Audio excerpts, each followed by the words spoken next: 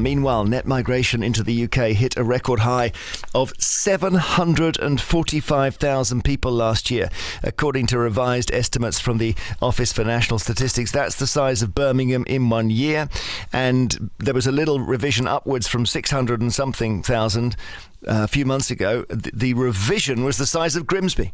Net migration refers to the difference between the number of people coming to live in the UK and those leaving.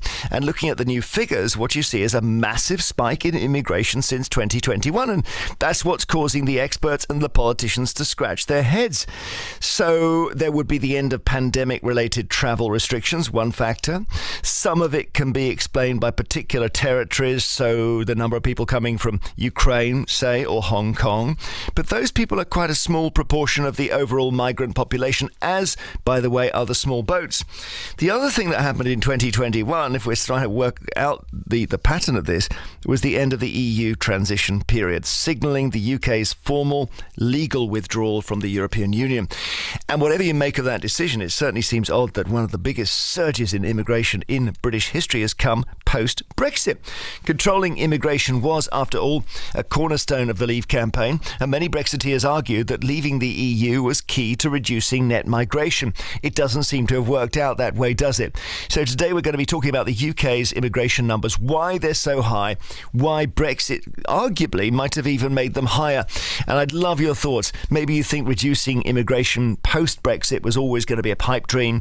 Maybe you voted for Brexit and you think this is just proof you were duped. Or maybe you think, no, Brexit is the answer. We just haven't committed properly to it. Do get in touch. Email vine@bbc.co.uk. Please enclose your phone number in the email so we can get back to you.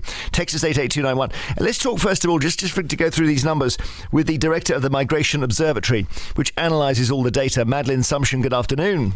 Good afternoon. So, in terms of breaking down this massive 750,000, firstly, the small boats, which are, the headline day after day, are not a very big part of it, I gather. That's right. So asylum, most people who cross in small boats claim asylum, and asylum seekers were less than 10% of the total. There are basically, over the last couple of years, there have been three big things that have affected the numbers. We had the war in Ukraine and large numbers of people fleeing the war there. Now, that was really important last year, but it's become a little bit less important in the most recent numbers. What we do see continuing to be important across the last couple of years is international students. That's the biggest single category of people coming in, and also people coming on work visas. And the biggest component there is people coming for the health and care sector, particularly care workers. We've seen a lot of people getting visas to come and provide care to elderly people in the UK. So in terms of what's legal, pretty much all of it is lawful. If asylum claims may be denied, that doesn't mean the person arriving is breaking the law. There's not a massive issue of illegality in these numbers. These numbers are really driven by people coming in legally. They've been issued visas by the government to work, mostly for work, study, family, or in these humanitarian routes for Ukrainians or Hong Kongers in particular. And had we still been in the EU, would European citizens have been included in these numbers? The Europeans, they are included in the figures, but what's interesting on that side is that there's actually negative migration of EU citizens. So there are more EU citizens leaving than arriving, and that's basically because of the post-Brexit immigration system. We've got a very restrictive regime for people, much more restrictive than it was in the past for people coming in, and yet you've still got people from, people who arrived under free movement. Many of those were temporary migrants, and so we're still seeing some of them go home. And people saying this is the record net migration figure. I gather there's a bit of nip and tuck with the previous year. Is that right? That's right. So we saw quite a big revision from 606,000. That was the estimate published earlier in the year for 2022. And that's now gone up to 745,000. And the reason for that basically is that the statisticians now have more complete data on what people actually did. And it seems like behavior is changing. And some of the people who were previously classified as short-term migrants actually stayed longer than a year in the UK and so started to be counted in the statistics. Right, but as I said, the tweak upwards was actually the equivalent of the size of Grimsby. Yeah, it's really big, and I think there's a big question. How big are these revisions going to be in the future? So we have the most recent statistic that's for the year ending June this year was 672,000.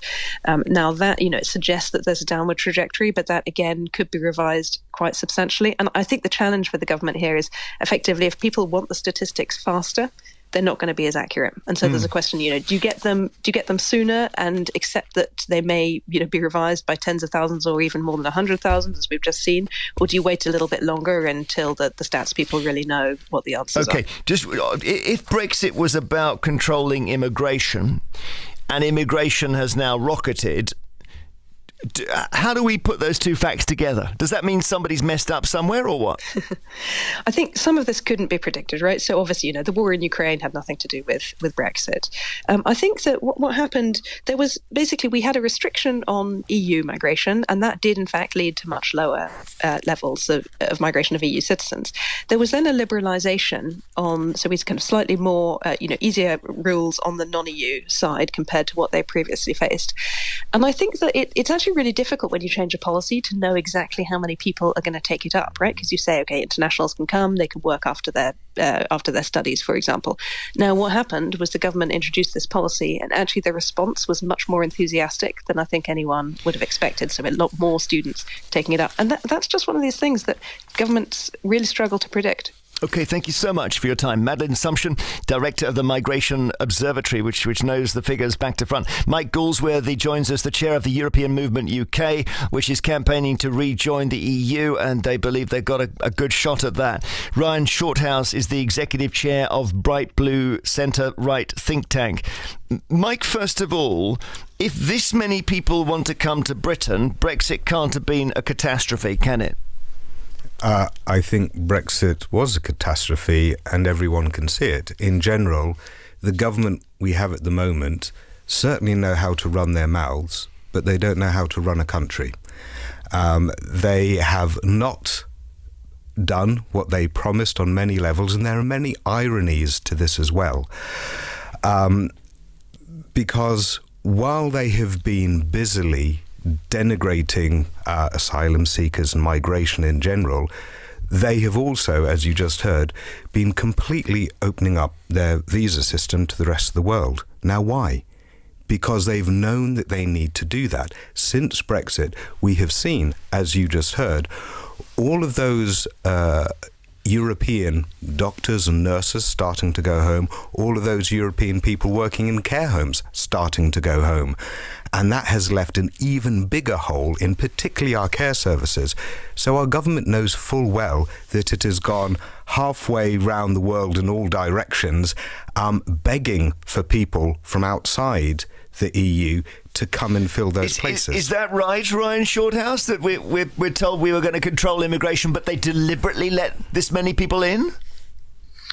Well, I mean, successive Conservative governments and Vote Leave said that they would control and reduce, that was the implication, both legal migration and also irregular migration. And both of those are now at record highs. I'm not sure it was necessarily a deliberate thing, but a combination of factors has obviously led to that situation. And I was listening to Madeleine from the Migration Observatory a little earlier. I mean, I think I would really emphasise the fact that the pandemic has played a part here, because a lot of particularly students who make the bulk of the net migration figures, who would have come during the pandemic, could not because of the travel restrictions. So they came a little bit later with the usual cohorts. So that has contributed, alongside a higher number of Hong Kongers and Ukrainians, to a post-pandemic spike.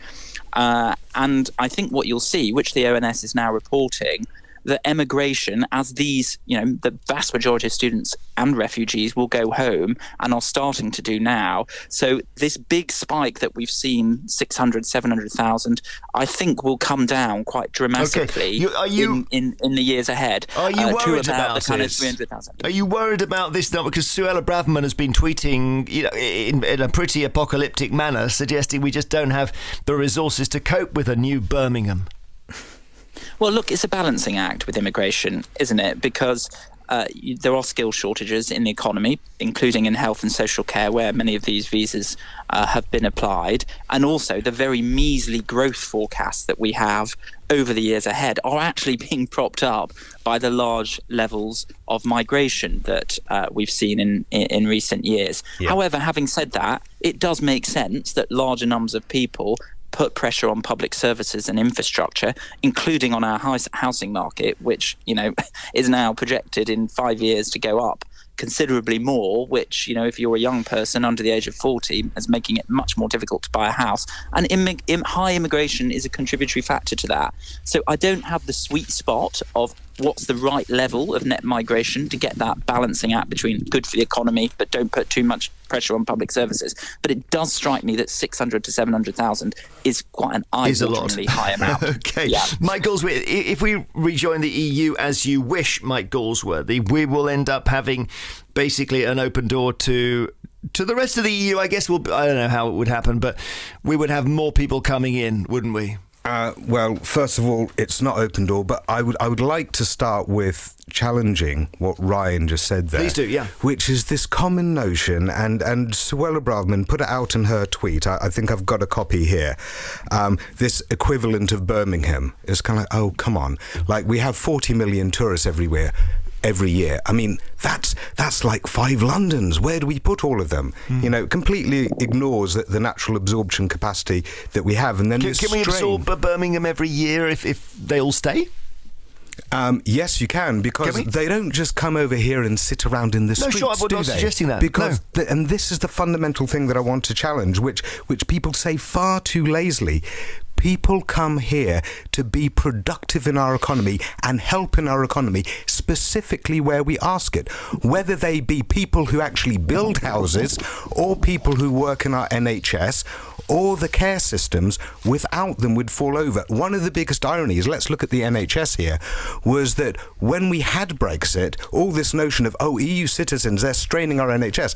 They're 5% of our population, whereas they were 7% of our nurses. So we voted for Brexit, and then that proportion of nurses, which had been rocketing up to fill our gaps, plummeted like a stone, and that's when we had to go around the world begging for other people from around the world to come in. So if we were to go back in the EU, there are various things that would happen. First of all, free movement we would get again as UK citizens. Look at what's just happened. We've thrown away free movement, our rights to go and work and travel freely around the EU.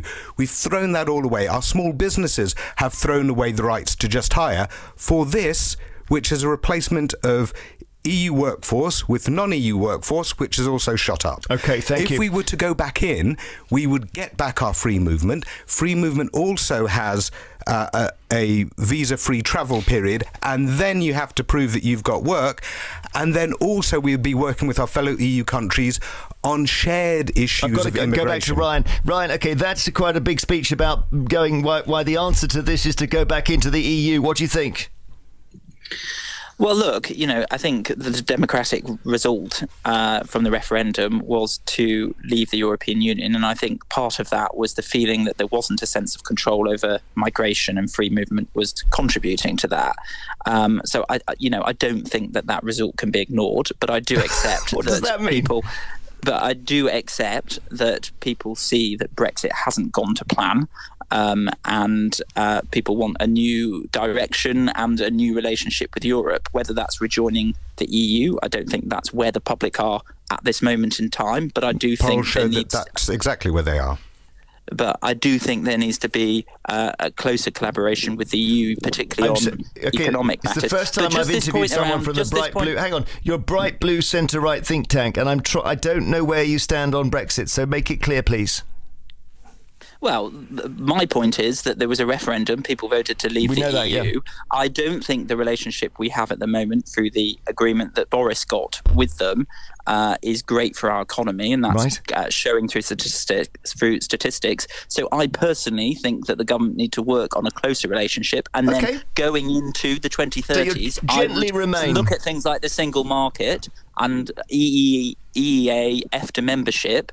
I think that should be on the cards, but I don't think the public are there at the moment. I think that's something for the next decade. Sorry, it's just the first time I've interviewed Bright Blue, and I just wanted to know where you were as the next, I guess, generation of Conservatives. Thank you so much, Ryan Shorthouse, Executive Chair of the Bright Blue Centre-Right think tank, and Mike Galsworthy. He is unashamed and unequivocal about rejoining the EU to sort all this out.